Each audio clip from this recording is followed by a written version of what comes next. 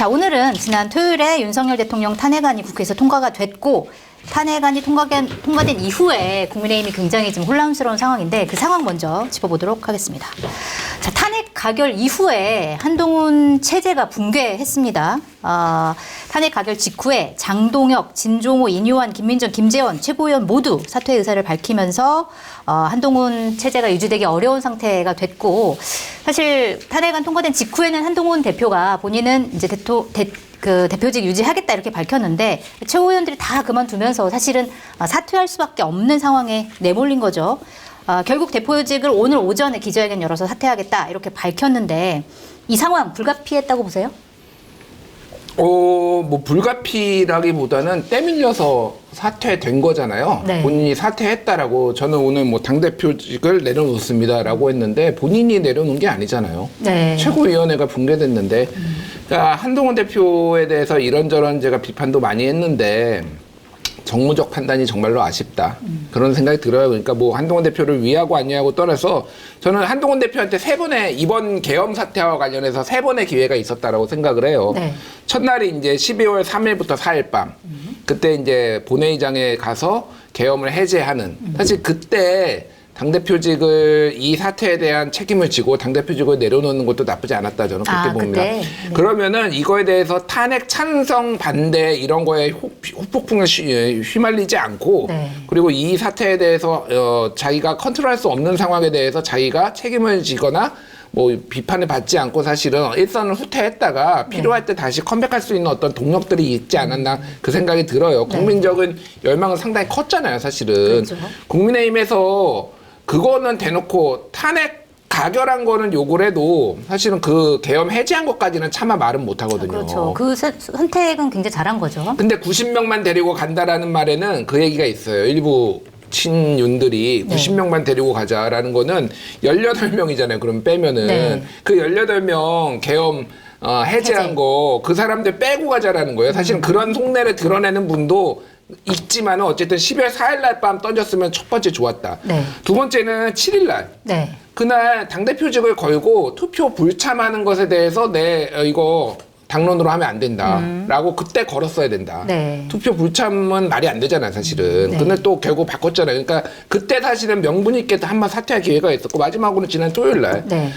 이거는 자유투표로 해야 된다라고 본인의 당대표직을 걸고 거기서 안 되면은 그냥 사퇴하는 거잖아요. 근데 이거는 민심도 있고 당심도 있고 뭐 여러 지지하는 안에 내부의 어떤 의원들 친한계한테도 민심을 잃고 뭐 지지를 잃고 여러모로 최악의 수를 뒀다 저는 그렇게 봅니다. 3번의 기회를 놓쳤다. 어떻게 보세요? 그거는 뭐 일리가 좀 있어 보이긴 하지만 지극히 평론가적인 진단이다. 네. 당에서 일을 하다 보면 그럴 수가 없어요. 그래요. 예, 많이들 아쉬워한다. 왜 그렇게 했느냐 하시지만 집권여당의 당대표가 그걸 생각해서 진퇴를 결정한다는 것은 있을 수가 없어요. 일단 자, 예를 들어서 12월 4일 날 뭐 던지는 게 어떠냐. 그거는 아니죠. 비상계엄한 지 그럼 하루도 안 돼서 뭘 던지라는 얘기인데 명분이 뭐예요? 그러니까 비상사태에서 사실은 당이 책임 있게 당을 수습을 해야 되는 거예요. 자, 두 번째 12월 7일 날 그런 자유투표 안 했다고 해라. 그 얘기는 추경호 원내대표와 뭔가 추경호 원내대표 또는 원내에 굴복하는 인상밖에 안 줘요. 사퇴라는 얘기는. 그러니까 자유투표를 강하게 얘기할 수는 있으나 원내가 아닌 당대표 입장에서는 명분이 떨어진다고 보고 오히려 이제 그런 얘기는 좀 있었어요. 12월 12일 날 권성동 원내대표가 당선이 됐을 때 그때 사퇴했으면 어떡하는 얘기인데 그것도 권성동 원내대표한테 떠밀려서 그런 관두는 거냐 이런 또 우려가 있을 수 있어서 참 사퇴라는 관점에서 타이밍 잡는 거는 정무적 관점에서 대단히 어려웠다. 근데 뭐 어쩔 수 없이 이렇게 된 거죠. 저는 이제 어떻게 봤냐면은 만약에 부결이 되면 본인은 찬성 입장을 밝혔는데 부결이 됐다. 그러면은 뭐 더 이상 있을 수 없다고 생각해요. 그건 당연한 겁니다. 그다음에 이제 찬성이 돼서 의결이 될 때는 한동훈 지도부가 왜냐하면 찬성을 얘기했으니까 존속 가능성이 조금은 있겠다 했는데 이제 내부에서 무너진 거 아니에요. 네, 그렇죠. 그래서 이렇게 된 거라고 저는 생각해요. 그러면 어쩔 수 없이 오늘 사퇴를 발표한 건 어쩔 수 없었다. 예, 그건 뭐. 예. 알겠습니다. 그리고 오늘 이제 대표직을 사퇴하면서 이렇게 얘기를 했습니다. 최고위원회가 붕괴돼서 더 이상 당대표로서 정상적인 임무 수행이 불가능해졌다. 그러나 여전히 탄핵 찬성을 후회하지 않는다. 그리고 윤석열 대통령을 겨냥해서 한 발언도 있었던 것 같아요. 부정선거 음모론자들, 극단적 유튜버들 같은 극단주의자들에게 동조하거나 그들이 상업적으로 생산하는 공포에 잠식당한다면 보수의 미래가 없을 것이다. 굉장히 이제 윤석열 대통령 들으라고 한 말 같아요. 이 사퇴의 변 어떻게 보셨어요? 뭐 윤 대통령 들으라고 한 것보다 네. 이제 전체 저희 이 우파 전체를 향해서 한 말이죠. 왜냐하면 그분들의 주장이 너무나 깊이 지금 잠식하고 있잖아요. 네. 우파 분들의 의식 세계를. 마치 이것이 사실인 것처럼 그걸 기본 전제로 깔지 않은 대화가 안 될 수도 있는 분들이 많아졌단 말이에요. 그러니까 우리가 거기에 빠져서는 미래가 없다는 얘기를 일반론적으로 한 거라고 저는 생각을 하고 오늘 메시지가 한 7분 정도 하셨는데 굉장히 잘 써진 메시지였다고 봐요. 할 말을 아주 적확한 표현으로 과하지 않게 잘 했고 이런 모습이 결국 또 다시 한번 재평가 받을 수 있다. 그런 차원에서 오늘은 한동훈 대표가 잘 하셨다. 네. 예, 그렇게 봅니다. 사퇴의 변 어떻게 평가하세요? 뭐 맞는 말 했죠. 네. 맞는 말 했는데 이거는 맞는 말의 타이밍이 되게 중요했다고 생각을 해요. 네. 그러니까 결과적으로 본인이 더 이상 대표직을 유지할 수 없게 된 상황에서 이 메시지가 나온 게 사람들한테 얼마나 울림을 줄 것인가라는 거예요. 중간에 한시 정권, 한덕수, 뭐 한동훈 체제 유지하겠다고 또 사람들이 납득이 안 된다 그러고 미국에서도 네. 바이든은 파트너는 윤석열이다 뭐 이런 얘기가 나올 정도로 이상한 행보를 벌였잖아요. 네. 그러니까 그런 거가 권력의 욕심이 있어 보이는 것처럼 사람이 보였단 말이에요. 지금 이게 당대표직을 딱 던진다라는 거는 진짜로 이게 멋있어 보이고 이 메시지가 울림이 있으면은 본인이 진짜로 뭔가를 걸면서 딱 제가 이게 비현실적이라고 말씀하시는데 만약에 대선에 꿈이 없는 사람이면은 사실은 그게 필요가 없다고 생각해요. 근데 네. 한동훈은 대선에 꿈이 있잖아요. 그러면 언제 이거를 딱 던지고 본인이 나중에 필요할 때 다시 제기를 할 수 있는지 그 노잣돈을 사실은 마련해 놨어야 되는데 이제 이 얘기를 해도 맞는 얘기 했거든요. 보수가 더 이상 이런 뭐 극우 음모론에 끌려가면 안 되죠. 근데 이게 이제 들리지가 않는 거예요, 사람들한테. 네. 그리고 지금 한동훈 대표는 결국은 당에서의 뭐 친윤들이 장악을 했기 때문에 이제 당분간 더 원팀 같이 갈 거예요. 그러니까 계속 이제 탄핵 완전 되고 대선까지도 계속 그런 식으로 친윤들이 강화해서 갈 건데 한동훈이 설 자리는 없습니다. 한동훈이 유일하게 가능성이 있는 거는 일반 국민에서 지지도가 많이 나오면 돼요. 한 20% 계속 나오면 되는데 네. 이미 다 떨어졌잖아요. 그 과정에. 그러니까 한동훈 대표로서는 이런 게 너무 많다. 전 재기가 좀 힘들 거라고 봐요, 개인적으로. 예. 알겠습니다. 한동훈 대표의 정치적인 미래에 대해서는 조금 이따 다시 얘기를 하도록 하고 이 탄핵소추안이 통과될 때 이 표결 상황에 대해서 조금 한번 분석해 볼 필요가 있을 것 같아요. 일단 204표의 찬성표가 나왔고 소신표 그러니까 찬성의 표를 던진 국민의힘 의원들이 12명이었습니다. 그리고 기권 무효는 11표, 그래서 총 23표가 나왔는데 이게 뭐 여러 가지 뭐 분석이 나와요. 추경호 원내대표가 내란 공모자로 탄핵안에 적시돼 있어서 이것 때문에 뭐 탄핵 찬성을 좀 꺼려했다 뭐 이런 얘기도 나오고 여러 가지 뭐 친한계에서도 막판에 돌아선 사람이 있었다 이런 얘기가 나오는데 이거는 왜 이 12표밖에 안 나왔는지 어떻게 보세요? 일단 예상은 한 30표, 뭐 25표 정도 해서 한 210에서 220 사이 네. 그 정도 이제 생각을 한 게 일반적이었다고 저는 보는데 뭐 더 보신 분도 있어요. 근데 이제 중간에 그 4시에 했잖아요. 네. 한 3시쯤부터 말씀하신 그 추경호 원내대표 건 그게 굉장히 의원들의 마음을 흔든다. 그런 얘기가 있더라고요. 네. 많은 언론인들이 그 사실을 공유해 주더라고요. 그래서 그거는 의원 사회라는 게 있어요. 아시다시피. 그래서 아마 그것은 굉장히 영향력이 있을 거다.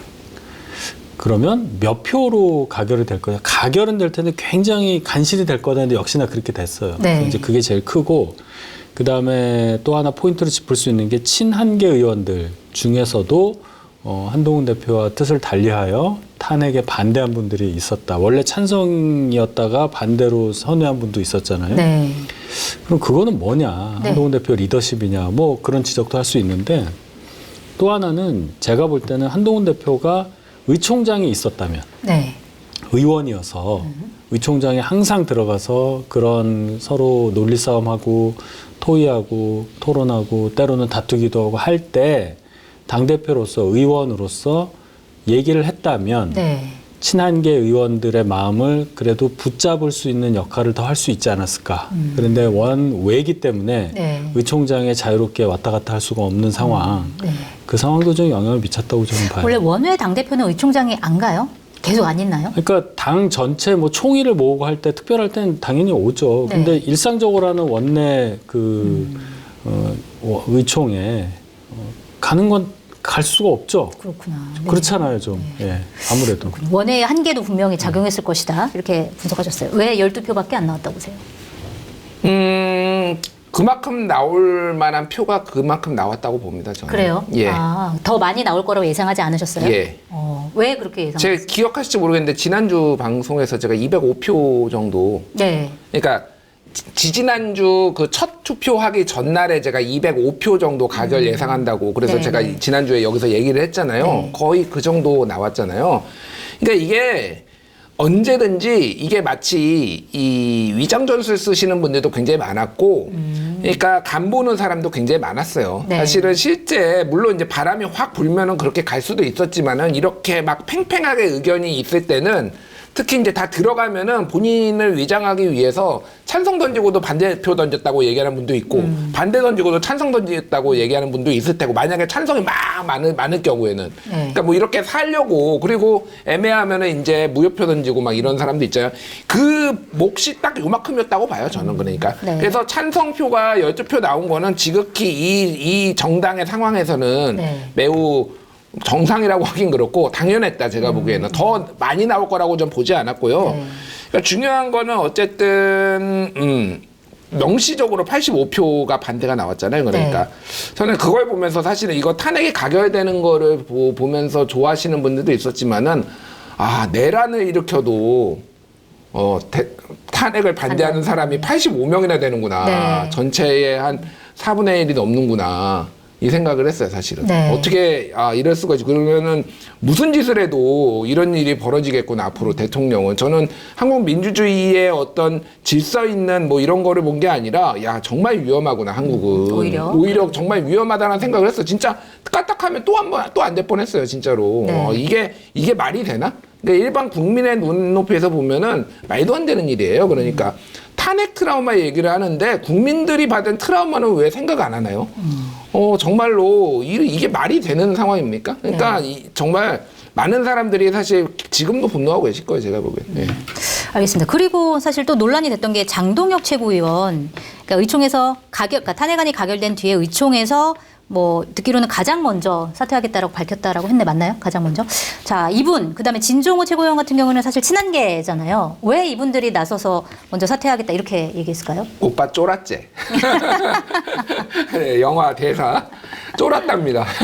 쫄아서. 네, 쫄았대요. 뭐 그거에 대한 해석은 여러 가지가 있겠지만 특히 진종호 최고는 좀 많이 쫄았다 이런 후문이 많이 들리고요. 네. 장동혁 최고는 뭐 이미 사퇴할 거다라는 얘기 많이 들었잖아요. 그래서 근데 또 직전에는 아니다 사퇴 안 할 것처럼 또 얘기하기도 하고. 페이크죠. 예, 페이크였고 뭐 이제 한동훈 대표에 대한 불만도 있었을 거라고 봅니다. 상의를 안 하고 모든 걸 좀 독단적으로 처리하는 것에 대한 좀 반발. 네. 내가 진짜로 친한 게 맞아?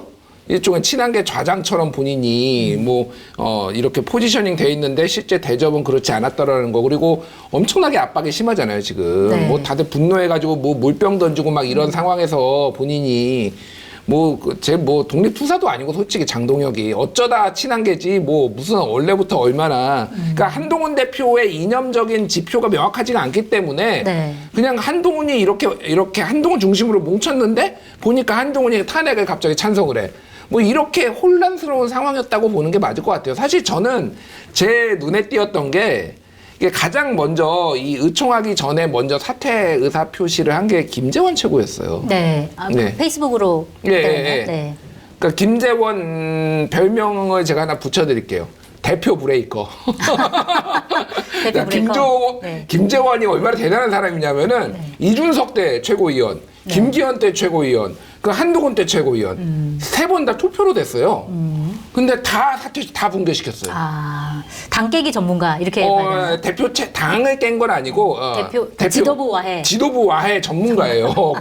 공작 정치인지 뭔지 모르겠는데 바람보다 빨리 눕고요. 네. 이준석 때도 가장 앞장서 가지고 가장 먼저 해체시켰거든요. 김재원 최고의 장점이 있겠죠. 계속 뽑히는 데는. 근데 김재원 최고가 계속 이 당의 최고위원으로 들어가는 게 제가 보기엔 이 당의 불행이다, 솔직히. 네. 한 번도 아니고 두 번도 아니고 세 번째 이렇게 가장 앞장서 가지고 뭐만 있으면 다 깨버리면 이게 맞나요, 이게? 네. 알겠습니다. 장동혁 최고위원이 사퇴 먼저 밝힌 거 이건 어떻게 김준일 봐요? 평론가 말이 오늘 굉장히 맵네요. 좀, 네, 하여튼 근데 자 김재원 최고위원이라고 사퇴를 하고 싶었겠어요. 이 전당대회하는데 돈 많이 듭니다. 생각보다 많이 들어요. 네. 전국 선거예요 나름. 최고위원 된 지 얼마 안 됐는데 집어던지고 싶었겠냐. 당원이 80만 명. 네. 문자 하나 보낼 때마다 얼마겠어요. 10원만 잡아도. 예, 그런 식으로 생각해 보면 참 노력도 많이 하고 이제 공천 안 되고 하면서 최고위원으로 중앙에서도 하는데 이렇게 그냥 1년도 안 돼서 자꾸 사표 낼 수밖에 없고 김기현 대표 때는 또 그 발언 때문에 뭐 바로 그냥 정지되고 이렇게 네. 됐잖아요. 일단 비극이다. 그분이 뭐 일부러 대표 체제 망가뜨리려고 하시는 분은 아니다.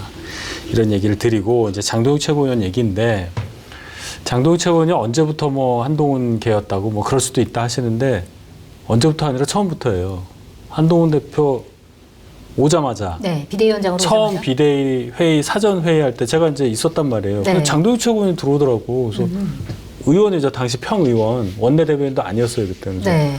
오늘 왜 오셨나 그래서 그냥 뭐 상견례 하려고 왔나 뭐 이랬는데 거기서 딱 한동훈 당시 비대위원장이 딱 1년 전이에요. 장동혁 의원을 사무총장으로 모시려고 한다. 네. 그래서 다들 하면서 이제 박수치고 그랬거든요.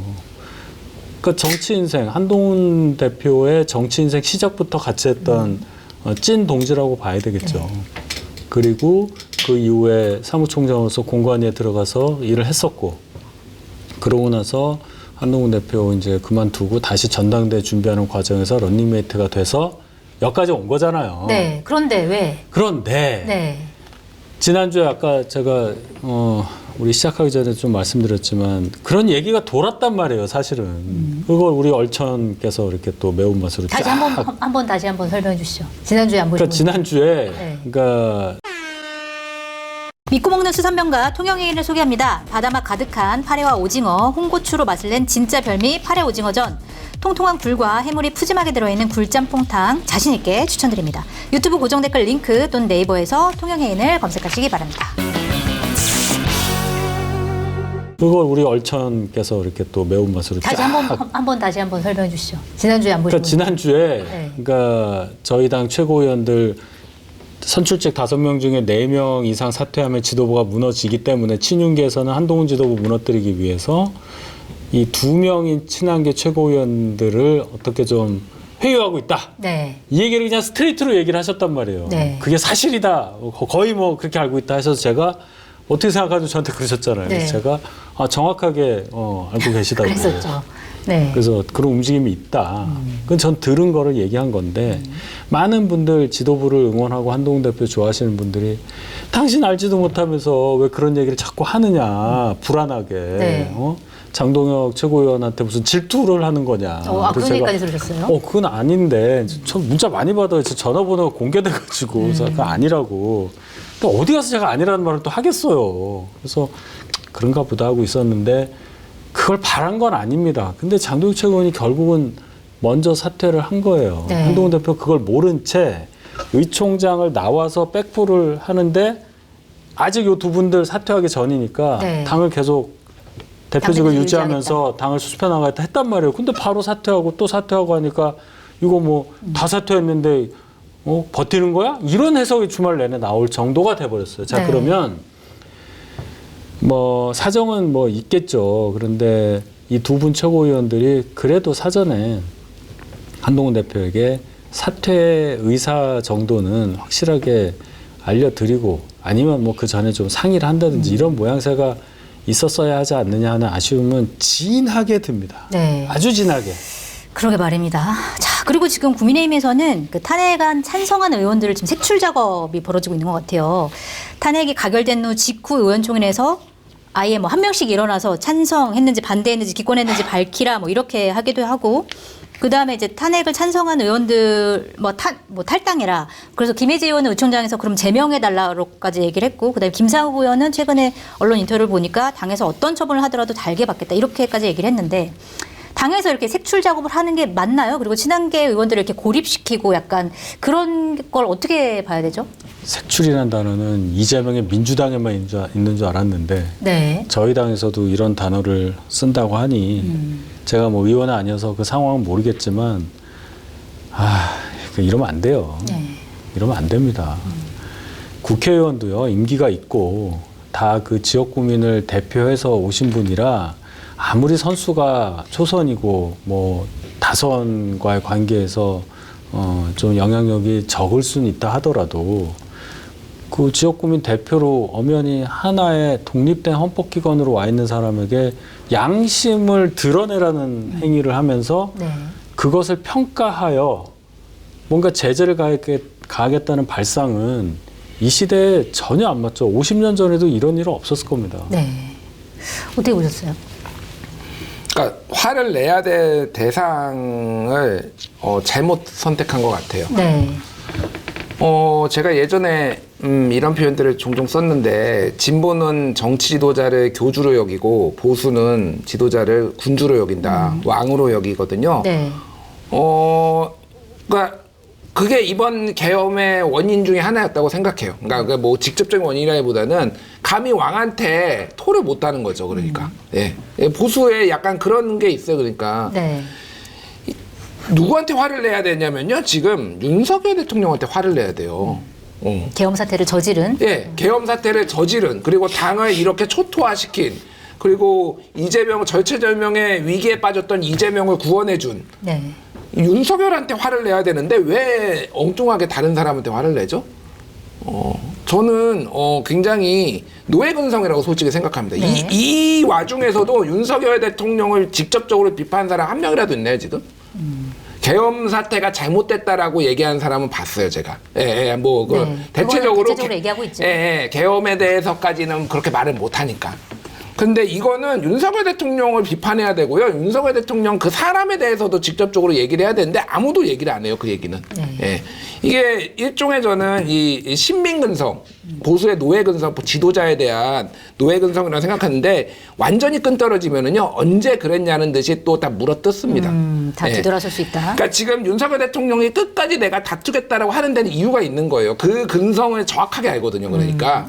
그러니까 자기가 이걸 헤게모니로 쥐고 안 놓겠다라는 거예요. 이게 국가적으로는 불행인데 보수 정당은 어떻게 다뤄야 되는지 정확하게 알고 있는 거예요. 참 이게 망하는 길이다. 전체적으로 봤을 때는 이 이미지가, 그러니까 친윤들, 그러니까 권성동 90명이 있는 거잖아요, 지금. 제1의 권성동, 제2의 권성동, 제3의 권성동 90명끼리 모여서 자기들끼리 이제 우리끼리 옹호를 하고, 그 다음에 색출을 하고, 이게 언제까지 갈 수 있을까요? 지속 불가능한 거를 지금 하고 있다. 당장 선거 없어서 그러지, 선거 몇 번만, 선거 치료 좀 받으면은, 글쎄요, 뭐 어떻게 될지 좀 보시죠. 예. 지금 당분간 오늘도 말이 좀 세요. 보수가 노예근성을 갖고 있다뇨.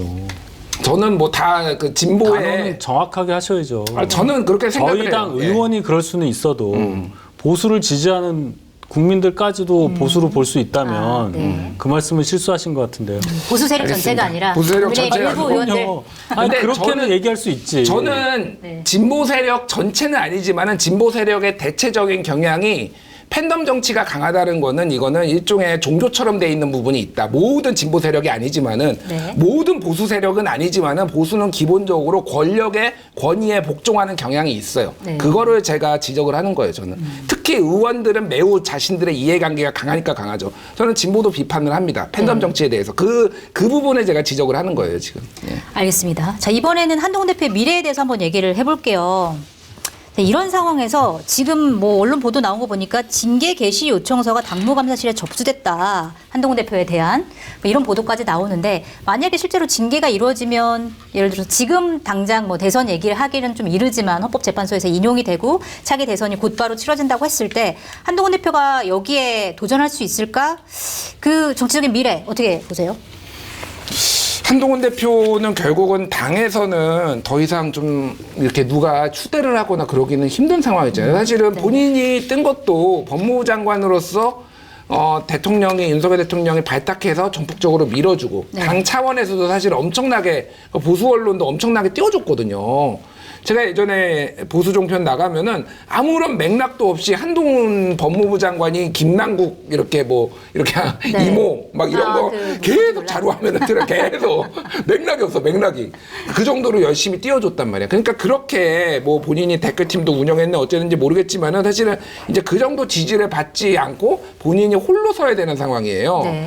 저는 매우 어렵다. 그러면 국민적 지지가 사실은 무슨 4%, 뭐 5%, 뭐 10% 미만으로 나왔을 때는 되게 힘들다고 봐요. 그러면은 당에서 굳이 용병으로 쓸 이유가 없죠. 한동훈 대표. 그래서 다른 방식으로 정치적 재기를 좀 모색해야 되지 않나 저는 그 생각이 다른 방식은 들어요. 어떤 게 있을 수 있나요? 모르겠습니다. 방법이 없다의 다른 말인가요? 뭐 근데 그러니까 이게 지금까지 한동훈 대표가 보여줬던 방식은요 너무 그러니까 정치 엘리트 같은 그런 모습이에요 사실은. 그러니까 세상 물정을 잘 모르고 예를 들면 강남에서 이렇게 본인이 편하게 커가지고 이렇게 엘리트 코스를 밟은 이런 것들이 장점이 될 때도 있는데 지금은 이제 더 이상 그게 장점이 아닌 상황이 돼버렸거든요. 보수 진영에서 중도 진영에서 딱히 인기가 없으면은 글쎄요 이제 바닥에서부터 저는 시작해야 되지 않나? 완전히 바닥에서부터? 민생 투어라도 투어라기보다는 그냥 진짜 어디 가서 손학규 대표처럼 네. 한 수염 이렇게 덥수룩하게 기르고 뭐 이런 거라도 이미지 변신이라도 좀 해야 되지 않나 저는 그 생각이 들어요 지금. 알겠습니다. 수염 길러서 어울리겠냐고. 말이 되는 말씀을 하셔야 수염은 내가 좀안 지금 어울리는 얘기를 겁니다. 아니 인정합니다. 인정해요. 네. 그냥 막 던지고 무슨 용병이란 말까지 쓰고 용병은 맞죠. 그걸 좀 하세요. 알았어요. 죄송합니다. 난 뭐 용병 대변인이야 그러면? 알았어. 그렇게 얘기하시면 죄송합니다. 제가 밥 먹으면서 이따 저랑 한번 해요. 예, 그런데 네. 자 한동훈 대표의 정책 미래 지금 당장은 굉장히 좀 어두워졌죠. 네. 예, 당연히 그렇게 됐는데 어떤 면에서 보면은 결국 한동훈 대표를 당의 뭐 일부라도 한동훈 대표를 찾을 가능성이 저는 아직 남아 있다고 봐요. 그래요? 왜냐하면 이 상황을 한번 보시죠. 이제 뭐 당의 친윤 주도로 이제 가니까 워낙에 85%면 80%예요. 네. 저희 당 의원의 80%. 그분들이 이제 주도하는 비대위가 이제 설치가 되고 네. 당은 그 방향으로 가는 거고. 근데 윤 대통령 수사와 심판이 투트랙으로 계속 가는 과정에 여론은 더 윤 대통령 또는 저희 당에 대해서 나빠질 겁니다. 네. 여러 가지 새로운 사실들도 나올 거고 충격적인 어떤 사실들이 막 발굴이 되고 뭐 네. 증언을 통해서 나오고 이렇게 된단 말이죠. 그러면 결국 당은 또 흔들려요. 흔들리고 조기 대선이 상당히 가시화된다는 판단이 되고 네. 그럼 이제 대선전이 또 불거지겠죠. 민주당은 민주당대로 가겠지만 그런 상황에서 그런 사람들이 찾아요. 그러면 이거 어떡하지? 이재명이 민주당한테 줄 수 없잖아. 똑같은 논리가 작동을 할 때 네. 그때 한동훈 대표 여러 가지 뭐 탄핵 이 사태에서 보여줬던 리더십이 부족했다. 친윤계조차도 잘 관리를 못했다. 뭐 강남 엘리트주의에 너무 빠져 있었다. 이런 지적은 많지만 네. 이것 빼고 저것 빼고 해서 남은 딱 그 하나가 결국 명분. 그건 지켰어요. 네. 비상계엄 관련한 네, 마지막까지. 신속한 조치와 계속 견제했던 그 뜻. 네. 그걸로 정치할 겁니다. 그걸로 정체가 언제든지 불려나올 수 있다. 상황에 따라서. 저는 그렇게 보고 네. 많은 경우에 지도자들이 이렇게 부침을 겪는 과정에서도 그런 과정을 통해서 다시 재등장을 하고 김대중 전 대통령도 4번째 만에 정치 은퇴 선언하고 영국 갔다가 다시 오셔서 성공했잖아요. 네. 그런 지난한 과정을 통해서 지도자로 거듭난다. 예, 그 과정을 저는 다시 한번 복귀해보고 싶습니다. 알겠습니다. 지금 요거 당장은 하나, 좀 힘들지만. 요거 하나 갑자기 생각이 났네요. 그러니까 저는 그 위드훈이 한동훈 대표의 그 지지자들 오늘 국회에 많이 나오셨더라고요, 예. 보니까. 보수 정치에 흔치 않은 팬덤이에요. 이게 큰 힘이 될 수도 있겠구나 추후에는. 네. 이게 완전히 다 흩어지지 않으면은 그러니까 이 팬덤은 사실은 진보 쪽에 훨씬 더 많았지 보수 쪽에는 박근혜 대통령을 제외하고는 사실 팬덤이란 게 존재를 거의 안 했어요. 박근혜는 사실은 그리고 박정희라는 후광과 뭐 이렇게 본인이 천의 고아로 이제 뭐 영예로 뭐 흉탄의 부모를 잃고 막 이런 서사가 더해지면서 이런 팬덤이 이제 생긴 건데 네. 윤석열 대통령도 팬덤 없었잖아요. 네. 근데 유일하게 한동훈이라는 사람이 이제 한동훈이라는 정치인이 이제 팬덤이 있거든요.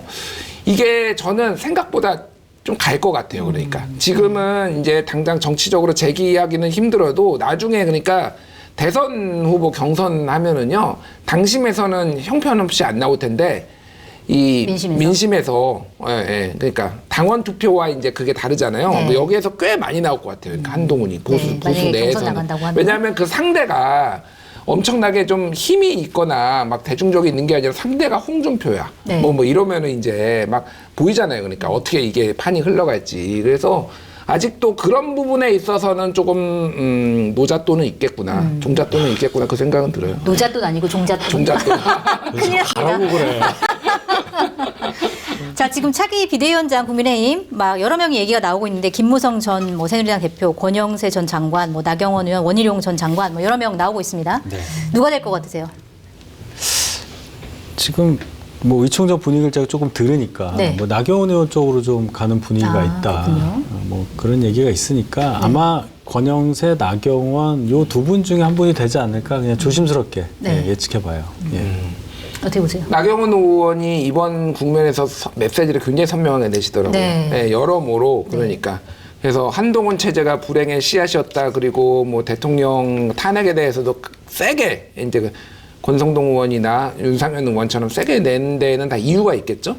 권영세 의원은 사실은 지난번에 김옥균 프로젝트 시즌2 얘기가 나올 때 네. 쌍권총이 몸을 풀고 있다. 예, 권성동, 권영세 네. 이 사람이 차기 쌍권총이에요?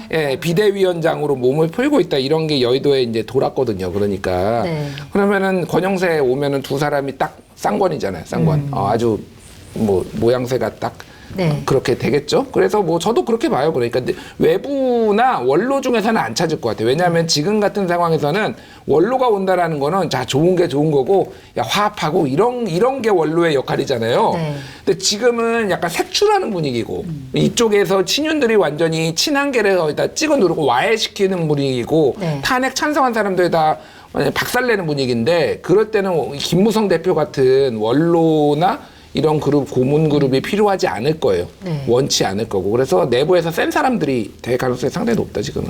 이거 하나 여쭤보고 싶어요. 친한계에 대한 압박이 굉장히 심한데 뭐 분당까지는 아니겠지만 그 친한계들이 견디다 못해가지고 당을 좀 나가서 뭐 다른 데로 간다던가 아니면은 그냥 이 내부에서 자기네들이 소규모 그룹을 만들어가지고 뭐 친윤계와 좀 대항하는 목소리를 낸다던가 그럴 가능성이 좀 있나요? 그러기는 좀 어렵죠. 일단 수적으로 너무 작고요. 네. 구심점이 될 만한 분이 그렇게 딱히 보이지가 않아요. 그러니까 당을 나간다는 말씀을 이제 하시는데 나가서 뭐 하나요? 아니 이준석 지금 개혁신당 의원이 전화를 돌리고 있다는 보도가 나오고 있습니다. 그런 거는 제가 일일이 반응하고 싶지 않아요. 그러니까 왜 그러냐면 확인되지 않은 사실에 대해서 제가 말을 할 수가 없다는 뜻입니다. 네. 뭐 그럴 수도 있겠죠.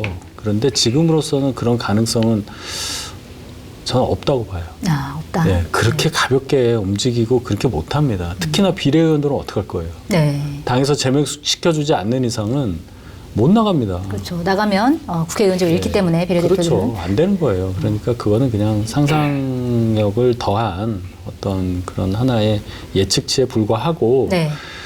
당을 달리해서 겪어야 될 여러 가지 어려운 점, 수모 뭐 이런 것들 못 견딥니다. 네. 그걸 우리가 얼마 전에 봤잖아요. 그리고 네. 그걸 다시 합치는 게요. 생각보다 그렇게 쉽지 않아요. 진짜 이혼한 부부 재결합하는 것보다도 훨씬 어렵습니다. 뭐 그래 본 적은 없지만 제가. 그러니까 그런 차원에서 이거는 그냥 그는 논외로 생각을 해야 된다. 일단 한 몸으로 간다.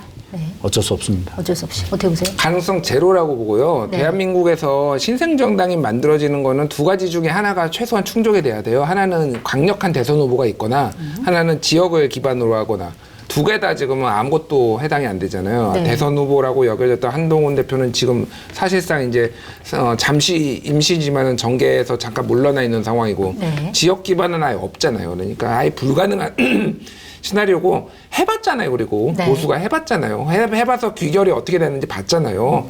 뭐 윤상현 의원 말에 따르면 1년 지나면 다 잊어주고 다시 찍어준다는데 네. 그걸 바라야죠 뭐. 근데 저는 그때보다 지금이 훨씬 안 좋다고 생각해요. 왜 그러냐면은 그때의 박근혜 대통령의 절도라면은 이게 비유를 하자면은 이거는 강도살인 같은 거예요. 네. 죄질로 보자면은. 훨씬 더 재질이 크다. 예, 그건데 그때는 사실은 이게 분당이 보수한테 뭐 트라우마네, 아팠네 그런 얘기를 하지만은 결과적으로 보면은 그 세력이 있었기 때문에 여기 보수 진영이 다 이렇지는 않구나, 반성하는 사람들도 있구나 그러면서 그게 종잣돈이 돼가지고 보수가 재건할 수 있었거든요. 네. 지금은 아예 찬성표 찍은 사람들 다 찍어 누르잖아요. 그럼 이거는 그냥 다 계엄에 사실상 찬성하는 사람들 이미지로 지금 가거든요. 네. 이게 오히려 더 힘들어요. 게다가 윤석열 대통령이 오늘 그 윤태곤 실장이 조선일보에 쓴 칼럼이 굉장히 눈에 띄었는데, 네, 저도 봤습니다. 예, 그러니까 그때는 박근혜 대통령이 본인이 다 안고 갔어요. 네. 한마디도 안 했어요. 내가 잘못했다. 뭐 이렇게 했는데 지금 윤석열 대통령 싸우자고 하잖아요. 네. 그러면 이거는 그냥 아직도 윤석열의 그림자 안에서 이 정당이 움직일 수밖에 없어요. 그래서 뭐 언젠가는 회복을 하겠죠. 근데 그게 윤상현 의원 말처럼 1년 내로는 힘들겠구나. 지금 돌아가는 거 보니까. 한 몇 번, 한 3-4번 선거 지겠구나. 지금 분위기 보니까. 그 생각이 드네요. 네. 오늘 리얼미터 조사 결과도 보니까 당 지지율이 굉장히 폭락했더라고요. 그래서 앞으로 말씀하신 대로 윤석열 대통령 탄핵 절차 밟으면서 그다음에 수사 상황 나오면서 여러 가지 일들이 불거질 텐데 그때 국민의힘이 사실은 어떤 입장을 계속 표명할지 그게 좀 주목됩니다. 좀 지켜보도록 하고요.